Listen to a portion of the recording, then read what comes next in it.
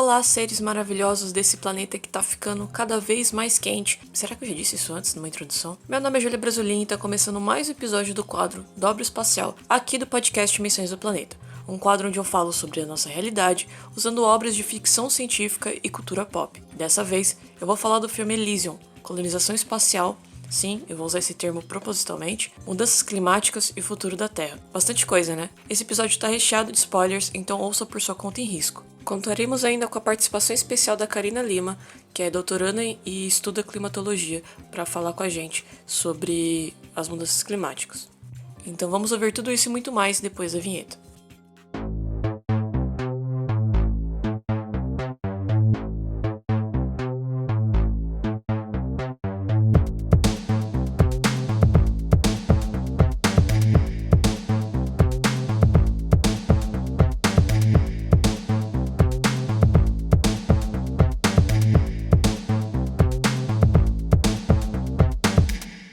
Elysium é um filme de 2013 dirigido por Neil Blomkamp, o mesmo diretor dos filmes Sharp e Distrito 9. Filmes esses que possuem certa semelhança, robôs e foco na segregação econômica e social. Em Elysium não é diferente, mas temos uma visão mais ampla de um futuro onde os mais abastados possuem um cantinho só deles, afastados de um mundo empobrecido, quente, doente e sem esperanças. Mesmo não sendo um dos filmes mais bem avaliados pelos críticos na cinebiografia do Blomkamp, para mim é de longe um espetáculo cinematográfico porque faz com que a arte e a ficção científica tendem a fazer, ser provocativa gerando inúmeras reflexões e emoções.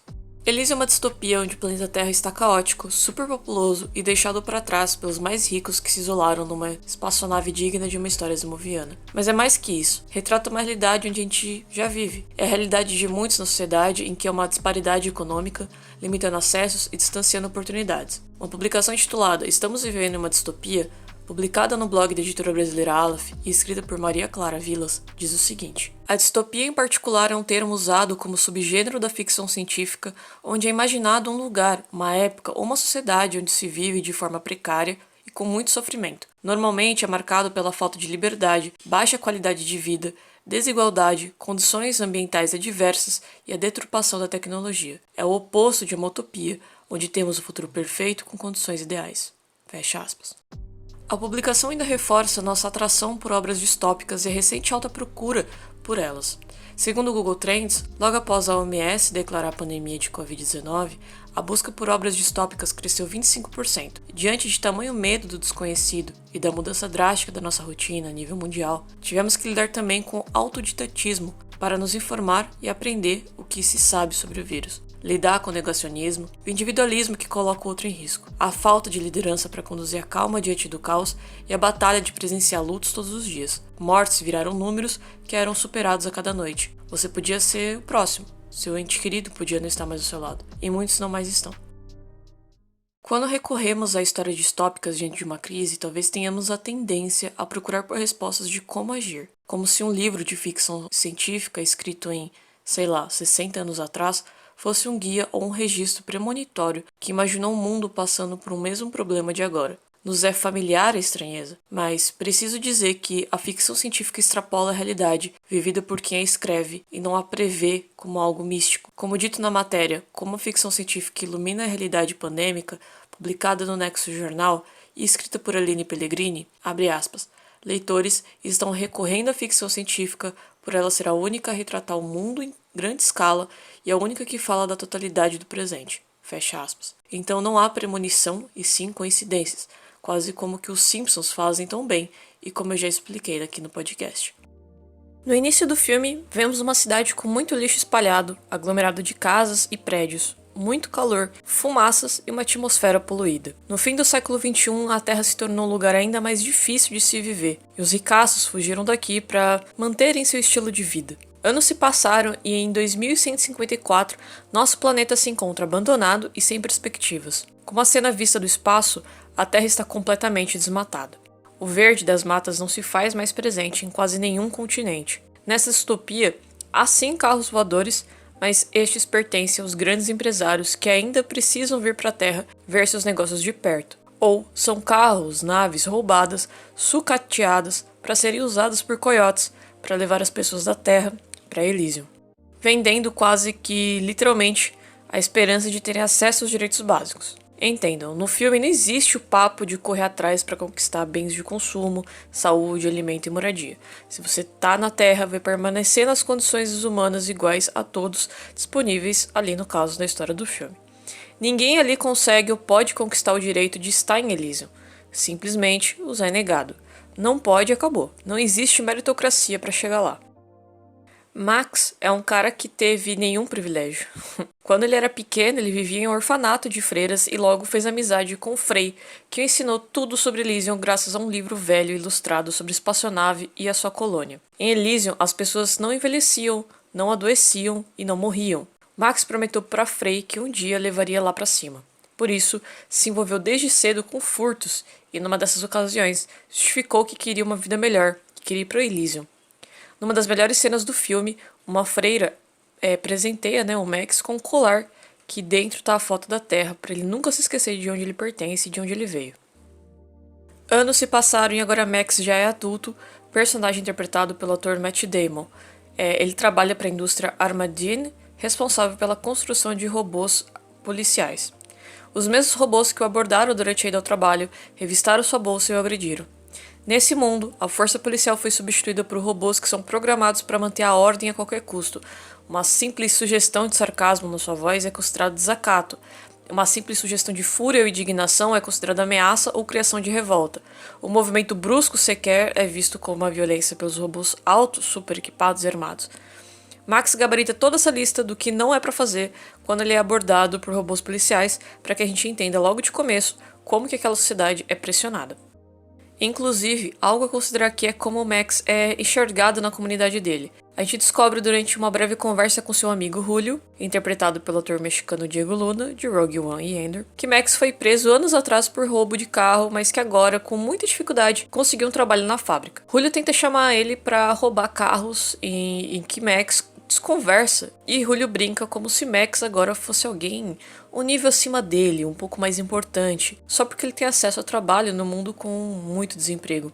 Vemos algo semelhante quando as crianças correm atrás do Max pedindo dinheiro, o vendo como alguém mais rico, entre muitas aspas, pois, de novo, ele tem acesso ao trabalho. Até aí a gente consegue perceber a enorme disparidade entre a pobreza e a riqueza, quando acompanhamos Delacour, interpretada pela atriz Jodie Foster, a responsável pela segurança em Elysium. O cenário é de um contraste absurdo. Tudo limpo, claro, bem iluminado, cheio de plantas e com residências de arquitetura greco-romana. Nem entendo muito de arte, nem sei se essa é uma descrição correta, mas Elysium é quase que uma Bel Air no espaço, como o diretor Blomkamp descreve. O elitismo também fica evidente com a introdução da personagem. Vemos uma festa super calma, tocando música clássica, pessoas majoritariamente brancas sorrindo e bebendo champanhe. Para Delacour, a vida confortável em Elysium é ameaçada por naves coiotes. Lideradas por Spider, interpretado pelo ator brasileiro Wagner Moura, os veículos estão cheios de famílias. Homens, mulheres, crianças, idosos, muitos doentes, pagaram para conseguir entrar clandestinamente em Elysium. A maior parte deles também, não só para tentar conseguir uma vida melhor, mas até acesso à máquina que cura, tira todas as doenças de você e você volta novinho em folha. Ao que Delacour, mesmo sem a permissão do presidente de Elysium, ativa um de seus mercenários na Terra para disparar mísseis contra as naves. Uma é atingida e 40 pessoas morrem. A segunda consegue pousar no paraíso, numa cena agoniante, onde uma mãe corre com a sua filha para essa máquina, que a cura em instantes, mas são presas posteriormente. A primeira vez que eu assisti Elysium foi no ano do seu lançamento e não, como em muitos filmes, não assisti no cinema. Em 2013 já não tinha mais locadoras na cidadezinha que eu moro e não muito tempo atrás meu limite de internet era de míseros 1 megabyte, então baixar um filme era impossível. E só me restava na época comprar DVD pirata, tá? Já que o original levaria meses pra sair no país. E eu tava louca pra assistir por motivos de, Wagner Moura, ator que eu sempre fui fã e admirei o trabalho. Praticamente cresci acompanhando seus trabalhos na TV e no cinema, e como é que eu deixaria passar um filme que teve nave espacial e ele falando outra língua? Inclusive, um adendo aqui, Wagner Moura já gravou um filme na minha cidade chamado A Busca, e na época eu era uma das redatoras do jornal da escola e tentei entrevistar ele, mas falhei miseravelmente em conseguir contato com o ator ou pelo menos o seu agente. Elysium traz todas as temáticas necessárias para quem gosta de imaginar o futuro da astronomia e da astronáutica. É impossível dissociar nossas conquistas espaciais com o envolvimento humano, e é mais impossível ainda se alienar quanto tudo o que envolve. Falar de mudanças climáticas envolve entender o que está acontecendo na Terra, envolve compreender climatologia, de outros planetas terrestres, a pressão atmosférica, se houver, temperaturas, estações do ano, as durações das estações do ano, os gases da atmosfera, se houver atmosfera, distância do planeta e entre a estrela, entre tantos outros fatores. Para dar um exemplo mais próximo de nós, compreender o que são mudanças climáticas, como a gente está acelerando isso na Terra, é aprender também como era Vênus há milhares de anos atrás e como é hoje em seu estado drástico de efeito estufa. E para os exploradores que sonham em chegar em Marte, compreender as mudanças climáticas é entender as condições climáticas do planeta vermelho e como nosso corpo reagiria. Se teria como ter plantas lá, como comeríamos lá. Que não é só chegar e começar um plano de terraformação, e que até isso possui inúmeras implicações absurdas, mas o episódio ficaria muito longo. Como eu já citei, Elysium deixa claro que nosso planeta não está nada bem. Quente, árido, desmatado, soma-se a isso a grande produção de lixo. Em Los Angeles, nos Estados Unidos, lugar em que se passa a história, virou um aterro a céu aberto. Isso, é claro, impacta no modo de vida das pessoas, surgindo novas doenças ou intensificação de antigas. A falta de comida e água são os mais prejudicados. Num mundo desmatado e com grandes fábricas, mas ainda em processo de degradação, se utiliza a mão de obra barata para manter a vida luxuosa em Elysium e a mão de obra barata para criar os robôs e armas que irão oprimir quem os constrói. Mudanças climáticas. Uma matéria que saiu na revista Gama em 2021, escrita por Leonardo Neiva, traz pontos sobre como o desmatamento acelerado da Amazônia já nos afeta. Chamada Paulo Artacho, do IPCC, é estratégico para o agronegócio proteger a Amazônia da destruição, Neiva reforça os pontos de atenção em relação a como as mudanças climáticas já afetam e afetarão o Brasil. Entrevistando o físico da USP, Paulo Artacho, que aplica física ao meio ambiente, é membro do IPCC, além de ser especialista em mudanças climáticas, Amazônia e poluição do ar. O IPCC é o painel intergovernamental sobre mudanças climáticas. Artacho, respondendo a qual cenário estaríamos diante caso o desmatamento não seja freado, disse, abre aspas, obviamente vamos ter muito menos chuvas no Brasil central. Toda essa região, que é alimentada pelo vapor de água que sai da Amazônia, terá precipitações reduzidas, como já está acontecendo, como já está ocorrendo. Isso aliado a uma mudança climática global que também demonstra um forte aumento de temperaturas na mesma região, associado a uma redução da evapotranspiração, processo de perda de água do solo por evaporação e das plantas por transpiração, e da umidade do solo, o que é crítico para a agricultura. Então já podemos prever uma piora de produtividade agropecuária no Brasil, sem dúvida nenhuma. Fecha aspas. Um dos pontos levantados em consideração por quem esteve presente na COP27 é que a Amazônia é essencial ser protegida, mesmo porque já ocorre um apagamento de comunidades indígenas, quilombolas e periféricas que vivem em outros biomas, que são esquecidos quando o assunto são mudanças climáticas e são muito afetados. No podcast O EcoCast, inclusive eu recomendo muito aqui para vocês escutarem, no episódio Será o Fim do Greenwashing, a indígena Shirley Krenak, do povo Krenak de Minas Gerais, participou da COP e disse algo que eu gostaria de recitar aqui em relação ao que se discute nas edições do evento. Abre aspas. A gente vê muita ação de trabalho voltado unicamente para um único bioma, né? E o que nos preocupa é que no nosso país nós temos aí 6 biomas super importantes para todo esse equilíbrio climático que diz respeito ao meio ambiente e à biodiversidade. Só que, fora a Amazônia, esses outros não são lembrados, são esquecidos, e em todos os outros biomas existem populações indígenas. Fecha aspas. Deixo aqui novamente a recomendação desse episódio e de todos os outros do podcast EcoCast. Eu resolvi perguntar para a doutoranda em climatologia, Karina Lima, qual foi o resultado da COP27 em relação às mudanças climáticas, falar um pouquinho sobre esse aumento de temperatura, sobre esse ponto, né, que falam da Amazônia que não existe mais retorno, e como a gente vai sentir isso no Brasil nos próximos anos. Eu também aproveitei para ela explicar um pouco sobre o trabalho dela.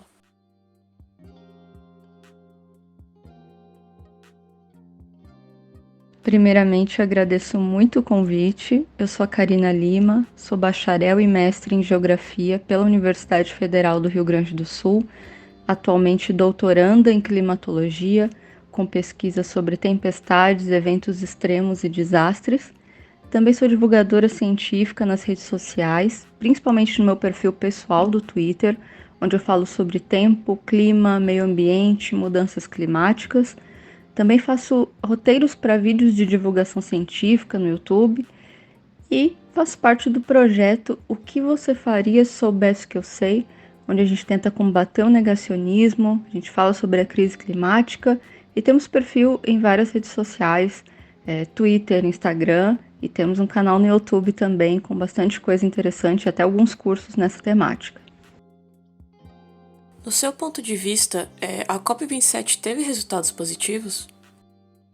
Uma decisão histórica foi tomada na COP27 e vai ser estabelecido um fundo para perdas e danos para lidar com as consequências das mudanças climáticas. Isso com certeza é muito positivo. Porém, a COP falhou mais uma vez em nomear a causa do problema e em decidir a instância final pela sua eliminação, ou seja, pela eliminação dos combustíveis fósseis. Pessoas ligadas à indústria dos combustíveis fósseis participam de negociações climáticas internacionais já há algum tempo, mas na COP27 tivemos mais lobistas dessa indústria do que nas edições anteriores, inclusive uma delegação maior que a de qualquer país. Existe, claro, uma pressão para impedir a participação desses grandes poluidores, mas esse esforço enfrenta a resistência. As empresas de combustíveis fósseis e também os governos, com economias que dependem deles, estão tentando colocar o gás como combustível a ser utilizado enquanto os países fazem a transição para as energias renováveis. O gás, que é também chamado de gás natural, é um combustível fóssil menos poluidor que outros, mas também é poluidor. Em outubro desse ano, por exemplo, uma reunião do Fórum dos Países Exportadores de Gás concluiu que as COPs 27 e 28 eram ótimas oportunidades para colocar o gás na transição energética. E os Emirados Árabes é que vão sediar a COP 28. Então, esse modelo é um grande problema. Quando a gente coloca em ordem cronológica, a gente tem primeiro a indústria poluidora negando a ciência, implantando dúvidas sobre a ciência climática na mídia e na população. E isso atrasou muito políticas e ações essenciais. Os pesquisadores da área estão alertando sobre isso há 50 anos. E mesmo assim, a concentração de gases de efeito estufa na atmosfera, como o dióxido de carbono, continua subindo, mesmo com as conferências, protocolos, acordos. E agora, essa indústria tenta prejudicar soluções reais e substituir essas soluções por soluções falsas. Por isso que o greenwashing é perigoso, porque ele atrasa e prejudica a resolução do problema. Lembrando que greenwashing, ou lavagem verde, é o termo para se referir a estratégias de propaganda enganosas, onde empresas, organizações ou até governos se apropriam de uma suposta virtude ambientalista. É verdade que o aumento de temperatura vai afetar muito mais o Brasil do que os outros países no futuro?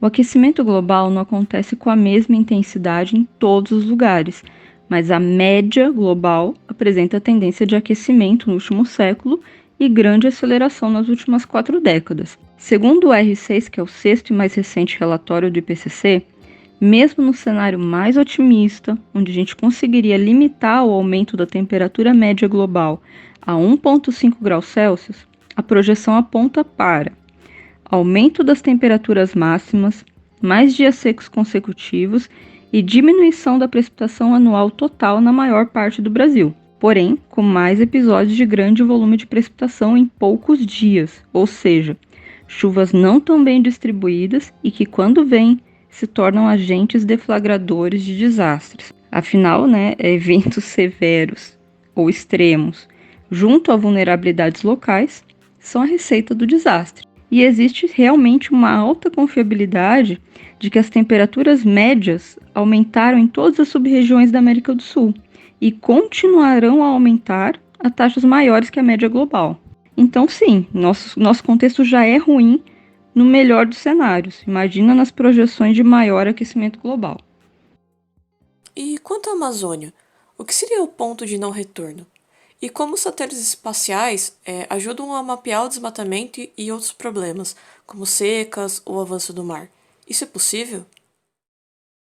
De forma bem simplificada, podemos dizer que pontos de não retorno ou pontos de inflexão acontecem quando mudanças climáticas levam a uma mudança abrupta, crítica e até mesmo irreversível em um sistema. No caso da Amazônia, com desmatamento e condições mais quentes e secas, há um declínio da floresta tropical e uma mudança para a savana, ou seja, um processo de savanização da floresta tropical, com consequências no clima, no regime de chuvas e perda de biodiversidade. Consequências que seriam sentidas localmente e globalmente, pois haveria uma catástrofe ecológica, mudança na circulação atmosférica e, com a morte de grande quantidade de árvores, aumenta-se o CO2 atmosférico e perdemos também um importante sumidouro de carbono, dificultando ainda mais nossa luta contra as mudanças climáticas. Os cientistas usam satélites para rastrear o desmatamento na Amazônia já há mais de 2 décadas, e esse sistema de monitoramento por satélite vem sendo realmente fundamental. Em 1998, o governo criou um sistema chamado PRODES, com dados de observações do Landsat 5 e 7. E os pesquisadores do INPE começaram a usar isso para calcular o desmatamento na Amazônia Legal a cada ano. Esses dados eram mantidos em laboratório e agências governamentais, mas desde 2002 o INPE passou a tornar os dados públicos. E isso foi importante porque a transparência favorece o envolvimento de outros atores. Em 2004 entrou em operação DETER e houve mais avanços, né? Se antes se coletava imagens Landsat uma vez a cada algumas semanas, com totais de desmatamento atualizados uma vez por ano, com o DETER temos observações diárias de desmatamento, queimadas e saúde da vegetação por sensores nos satélites Terra e Aqua da NASA. E a cobertura diária permite um monitoramento e combate com alertas quase em tempo real, então torna tudo muito mais eficaz. Com relação ao monitoramento do nível do mar por satélite, a primeira missão teve início no começo dos anos 90. Depois disso, uma série de satélites sucederam este primeiro e agora, desde março de 2022, temos o Sentinel-6 Michael Freilich, que monitora a altura do oceano na Terra para que os pesquisadores possam verificar a quantidade e a taxa de aumento do nível do mar. Muito obrigada pela sua participação, Karina. Você deu ótimas explicações e fique à vontade, caso queira levantar os pontos que eu deixei passar nas perguntas, e faz seu jabá, pode se divulgar. Bom, eu queria terminar agradecendo novamente o convite. É realmente triste que as negociações climáticas continuem falhando em ouvir a ciência, e que é muito clara, mas eu sou uma otimista. Eu acho que, felizmente, isso não deve parar o movimento em direção a uma transição energética. Esse movimento já começou. A questão é se ele vai ser rápido o suficiente, porque a velocidade desse movimento importa muito para o resultado. E a gente tem pouquíssimo tempo para fazer mudanças estruturais. Então, é uma janela que se fecha rapidamente. A gente não pode perder essa janela. Esse é um assunto muito importante e a gente tem que se esforçar para tornar ele parte do nosso cotidiano. Tem que falar sobre isso com os nossos familiares, nossos amigos, para que todo mundo entenda o que está acontecendo e cobre quem tem poder de decisão. O nosso futuro habitável depende disso. Depende de muitas mudanças e a gente precisa cobrar por essas mudanças. Então, apoie também os divulgadores que estão falando sobre a crise climática. Eles estão fazendo o possível para passar essa mensagem para o maior número de pessoas. O meu perfil no Twitter é o @carilimax ou carilimax. E o perfil do projeto O que você faria se soubesse o que eu sei é o @OQVC_faria. O que você faria? Procura a gente também em outras plataformas, no Instagram, no YouTube, Facebook. Tem bastante conteúdo sobre esse tema. Um abraço. Superpopulação e desigualdade social. Em novembro de 2022, chegamos a 8 bilhões de pessoas no mundo, e superpopulação é um tema que sempre volta com força quando a gente bate mais 1 bilhão de pessoas na Terra. É necessário um cuidado mais que redobrado para tratar do assunto, visto que é fácil cair em discurso higienista, genocida, segregacionista e racista, às vezes sem nem perceber devido a um senso comum que para o nosso freestyle argumentativo do dia a dia. Senso esse que é reforçado pelo mundo capitalista que impulsiona esses pensamentos sem uma análise crítica, influenciando tomadas de ações sem conjectura com a realidade. Vejam bem. No filme Elysium, tratando, claro, de outro cenário, vemos a ruína desse mundo que conhecemos, mas seu sistema continua enraizado de tal forma que mantém aparentemente seguro os que os controlam. A única visão da Terra que Max conhece é aquela da Terra vista do espaço, presente em seu colar, e outra visão que ele possui é do mundo que o cerca. Mas sempre ao olhar para o céu, ele deseja Elysium, deseja sair da Terra devido à vida difícil e árdua sem perspectivas de melhora. Fugir do seu cotidiano, dos crimes, da violência, das doenças e a dificuldade ao acesso à saúde de qualidade, ou ao menos seu atendimento, e principalmente a disputa empregatícia. Ele é substituível. Todos são. Chegou um ponto em que não importa se Max é bom no que faz. Se ele não se sacrificar como ele fez, ele é substituível. Se ele se machucar, adoecer ou morrer, ele é substituível.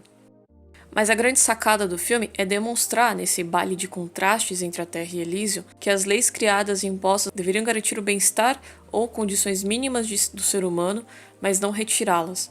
As diretrizes de Elysium precisam ser revistas para que essas garantias possam existir, mas sempre haverão aqueles que irão lutar e matar em nome da proteção do não acesso a esses direitos para todos, como é o caso da diretora de segurança de Elysium e de seus mercenários. Por outro lado, há revoluções ou ao menos tentativas, seja sonhando com um mundo melhor, seja com a personagem Frey, interpretada pela atriz brasileira Alice Braga, que se torna enfermeira e sonha com a cura da sua filha, ou de Spider, que usando das mesmas armas que Elysium, insiste em tomar o lugar, ou pelo menos tentar, mesmo que legalmente, dar acesso a ele a mais pessoas. Numa entrevista sobre o filme para a agência France Press, em 2013, o ator Diego Luna, que interpreta Julio, amigo do Max, reforçou os problemas das diferenças sociais. Eu quero destacar aqui algumas de suas falas dessa entrevista, então abre aspas aqui de forma ordenada e tentar adaptar para minha leitura. De alguma maneira, a ficção científica é uma grande ferramenta para questionarmos nosso presente. Elysium tenta prever o que vai acontecer se as distâncias e os contrastes entre os que têm e os que não têm continuarem se tornando cada vez mais dramáticos. Chegará um dia em que os ricos terão que construir algo lá em cima, no espaço. O filme aparentemente está falando de algo que acontece anos depois, em um mundo imaginário, completamente afastado da sua realidade. Mas você começa a ver o filme e de repente tem uma reflexão total sobre onde estamos hoje e o que estamos fazendo. Há pequenos Elysium por todo o mundo. Fecha aspas. Max não é o cara que levanta a bandeira da igualdade e muito menos de algum herói que luta do lado dos fracos e oprimidos. Max é quem conduz nossos olhos à tamanha desigualdade, mas ele é individualista e só aceita ir para Elysium para poder se curar depois do acidente na fábrica.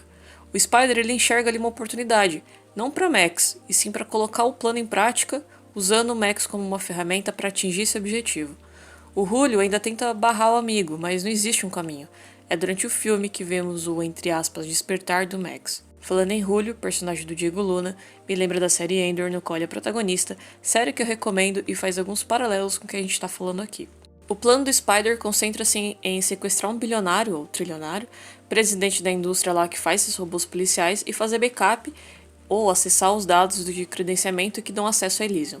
Só que esses dados estão na cabeça do cara. Aí tem que plugar um cabo de notebook na cabeça dele para pegar essas informações. Se vai dar certo ou não, só quem assistiu sabe.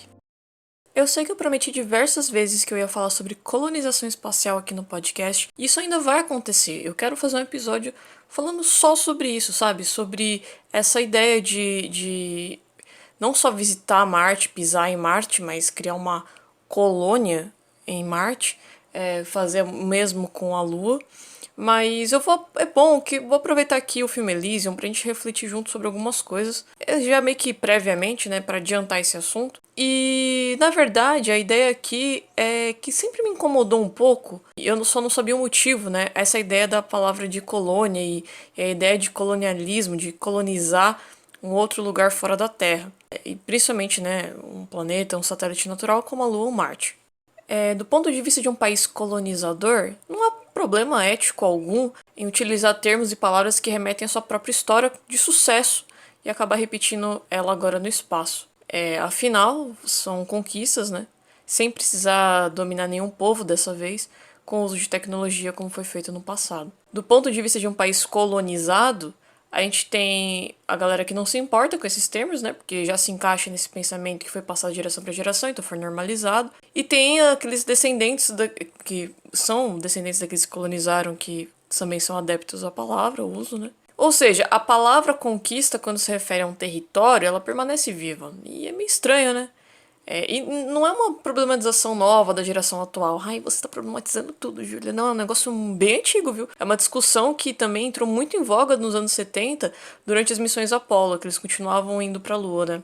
E antes, no contexto de Guerra Fria, a conquista do espaço era o de demonstração do poderio militar, armamentístico e, acima de tudo, tecnológico. E hoje a gente pode repetindo novamente esses termos, mas de forma vaga, induzindo o conceito errado sobre o nosso futuro no espaço. Então, antes se falava realmente de conquista do espaço, porque se tratava de uma guerra fria, quem chegava primeiro realmente conquistava, mas hoje a gente está usando esses termos de novo, mas de forma um pouco vaga, porque a gente está induzindo, como eu vou repetir, a gente está induzindo o conceito errado sobre o nosso futuro no espaço. A questão não é proibir o uso de palavra, não, nada disso. Mas refletir sobre o seu uso e quando que deve ser usado essas palavras. Temos, por exemplo, as constelações de satélite tomando sol noturno. Então, tá havendo uma apropriação do céu, que é de todo mundo, por companhias privadas. Ou seja, quando não há regras éticas, leis internacionais e fiscalização sobre o uso do espaço, ou ao menos debate sobre isso, a ideia do cheguei primeiro volta a seu significado real das palavras conquista espacial, colonização, exploração, servindo assim para o que realmente elas significam, o que elas são. Como bem diz o Joel Hamstrom na matéria We Shouldn't Invoke Colonist Language to Justify Missions to the Cosmos, nós não devemos invocar linguagem colonialista para justificar nossas missões no cosmos, tradução livre minha aqui, publicada no site Science do The War, abre aspas, a ciência pode levar as pessoas a Marte, mas sem ética, quais são as chances de sobrevivência? Fecha aspas. Em Elysium existe uma visão de ética entre milhares de aspas, que é aplicada separadamente, ou seja, apenas nos habitantes da nave que existe uma certa ética. Dali para fora, não. E mesmo assim é uma ética mascarada, de faz de conta, pois não se aplica aos habitantes da Terra que são explorados. Ou seja, quando lá no começo do filme uma nave explode, porque a Delacorp manda, né, explodir a nave, 40 pessoas morrem, aquela galera ali que tá ali no centro de comando fica assim, abismada, tipo, mano, ela mandou matar aquela galera, tinha pessoas de tudo quanto é idade ali, são pessoas. E ela segue firme, porque para ela é melhor eliminá-los antes de chegarem àquela, né, terra perfeita. Falando um pouco agora do conceito de nave, visualmente falando, que abordagem incrível. Não me lembro se foi em algum livro do Isaac Asimov ou do Arthur Clarke em que o autor detalha a ideia de uma nave espacial gigante e circular. Inclusive, eu acho que essa ideia até aparece no filme Interstellar. Elysium precisa ser uma utopia, uma perfeição, um paraíso. É arborizado com placas solares, mas aí faz todo sentido, né, por estar no espaço. Mas é um lugar calmo e tranquilizante. Eu não conhecia Sid Mead, até pesquisar sobre a arquitetura de Elysium. Mead trabalhou como designer industrial nos anos 70 para as empresas como Ford e Philips Electronics, e destacou-se como alguém inovador e muito à frente de seu tempo, com conceitos tecnológicos e soluções futuristas.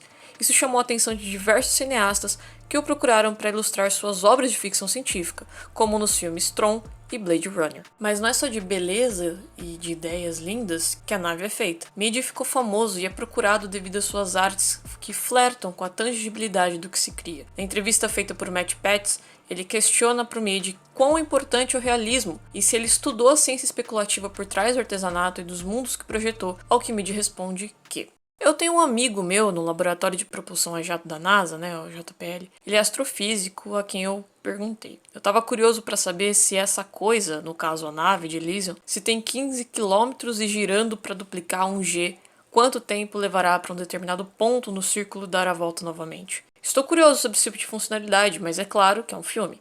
A construção deve ser aberta para as pessoas possam entrar no terreno da propriedade. Então, o meu cara lá no JPL diz, é espaço aberto? Eu digo, é um filme.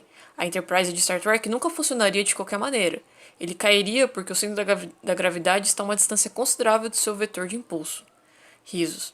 É um filme. O que me faz começar é ouvir o que o diretor tem em mente e me dizer qual é a base tecnológica da história. Você pode inventar um parâmetro que todos entendam. Claro que eu vou deixar o link dessa matéria com a entrevista completa no nosso doc, né, de referências, porque a gente está sem site ainda neste momento. Mas é bem legal essa matéria porque dá pra ver as ilustrações, sabe? As artes conceituais que foram feitas. Quanto ao tema colonização espacial, tem muito assunto, muita conversa pela frente, mas eu acho que deu pra pincelar um pouco aqui focando em Elysium.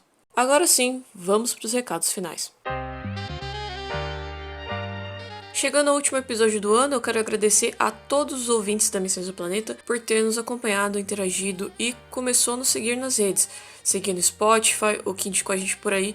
Muito obrigada de verdade, vocês não têm ideia de quanto isso é importante. E agradecer, é claro, aos apoiadores espaciais da Missões do Planeta, que sempre estão perto, estão apoiando o projeto, não só financeiramente, mas trocando ideia, dando feedback, agitando as nossas lives, agitando o nosso grupo lá no WhatsApp. Muito obrigada mesmo. Um beijo aí pro Elianai Moura, Marcos Oliveira, João Nizer, Natália Palivanas, Masashi Noé, Ederson Peca, Guilherme Bautista, Vinícius Telécio, Tânia Dominici, Patrick Luan e Mariela Pátio.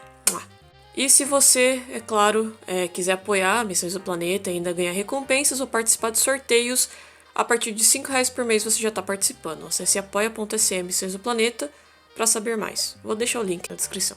E é claro, né? Aproveitar para dar os parabéns aí aos 2 últimos vencedores dos 2 últimos sorteios do ano, começando pelo Marcos Oliveira, por ganhar o livro Artemis, e a Natália Palivanas, que ganhou o quadrinho brasileiro de Jogo de Outro Mundo da Editora Guará.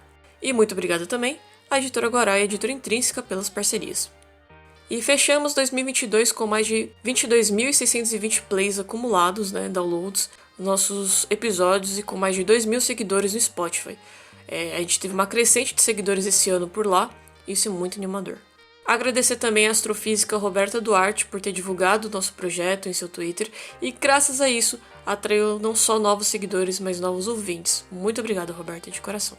Tivemos algumas baixas, como foi o caso do nosso site que ficou fora do ar, né? Estamos sem hospedagem, mas o nosso domínio ainda me pertence, meu domínio. Eu tô nessa luta para terminar de programar do zero um site novinho em folha, para depois hospedar ele em algum lugar só meu. E eu espero que o site seja muito útil no futuro, já que tem algumas novas funções para os usuários, como buscar por episódio, ou buscar por participante, e tem um guia de estudo do Céu Noturno. Infelizmente, ficar com o site fora do ar traz alguns problemas na própria divulgação da Missões do Planeta, visto que era ali que eu concentrava tudo sobre o projeto, sobre os convidados, sobre as nossas atividades em seu podcast, e até nosso Media Kit, né, que traz números e conquistas importantes que ajuda a gente a conseguir parcerias ou patrocínios.